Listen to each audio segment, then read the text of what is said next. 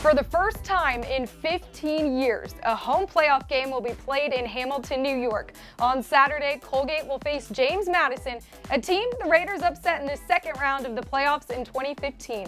The perfect 9-0 2018 season during FCS play earned Colgate the 8th seed in the playoff bracket and a first-round bye.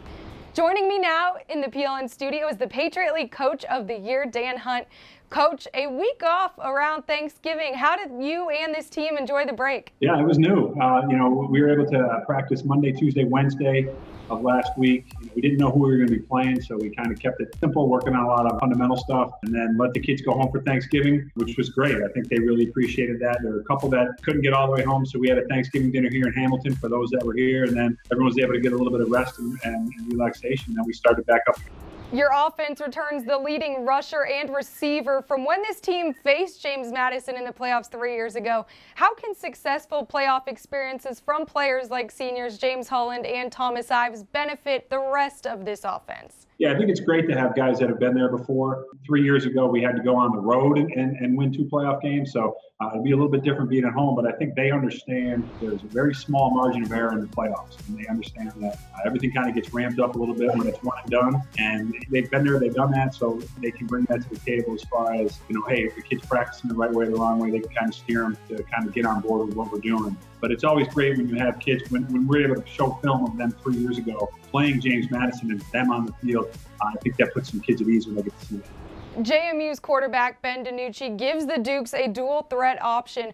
What do you need to see from your defense to stop a balanced offensive attack? Yeah, well, I think like anything else, we go into a game, we want to stop the run, try to make them a little bit more one-dimensional. Now, he's a great player in that he will extend a play. He's a good enough athlete to run around and extend a pass play, tuck it and go when he has to, and then buy some time. Then if you blitz him, he can make a guy miss and then create an advantage that way. So we got to make sure we don't let him, kind of get out and hurt us and plays that are longer than they should be. We want to try to keep him as much as we can in the pocket, kind of contain him that way, and not let him break contain and get out and make plays, which obviously a lot of teams have tried to do that against them, and some have been successful, some haven't. So we need to make sure that that's kind of a focus.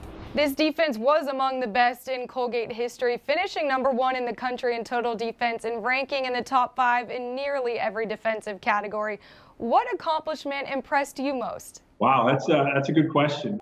To be honest with you, I think what impressed me the most was just how they handled all of this success. Being around them all year, at no point during the year did they talk about being on a string of not giving up a touchdown or a shutout streak or even our win streak. They never worried about that. They always were right in the moment of where we were in practice, which is really impressive to see because they're hearing all these stats all year. They're being told all year how great they are, how they haven't given up a touchdown in 70 days and all this stuff, and it never got to them. And the way I knew that was when Lehigh finally did score, I really watched how we reacted to it, and our kids acted good. They bounced back. They didn't give up anything the rest of the game. So to me, that's impressive. But when you go that long without giving up a touchdown, obviously you're playing great defense, but also, I've said this before, you got to be playing really good on special teams. You're not giving up a block kick or a kick return. And even your offense, no pick sixes, no fumbles return for touchdowns. So it has to be all 3 phases. But I've never been around a defense that has produced the statistics that these guys did.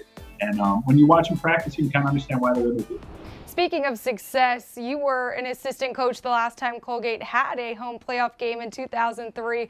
How does that team, which played for a national championship, compare to the 2018 Raiders? Very similar. The parallels of these 2 teams were incredible going into the season. 2002, the year before the run, that was the last time that we had tied for a Patriot League championship and not gone to the playoffs. And also in 2003, we opened with a Patriot League opponent in Georgetown, and this year we opened with a Patriot League opponent. So there are a lot of similars just kind of in the whole situation. Then when you look at the team, kind of similar. You bring in a lot of kids back from a team that had experienced success, but not the amount of success that they really wanted. I think if you were to look at our kids, they wanted to go to the playoffs last year, and we weren't able to do that. So they were hungry and motivated, and that's how that team was. And we caught a couple breaks along the way. To me, the difference is this year's team pretty much after the New Hampshire game took care of business every week. We never had that one game where we didn't go after our potential and snuck by a couple. And I think in 03 we actually had a couple games. And I'm hoping the playoff magic is the same once we get out on the field this weekend. Coach, thank you for joining me today. Best of luck this weekend in your playoff game. Thanks so much. Appreciate it.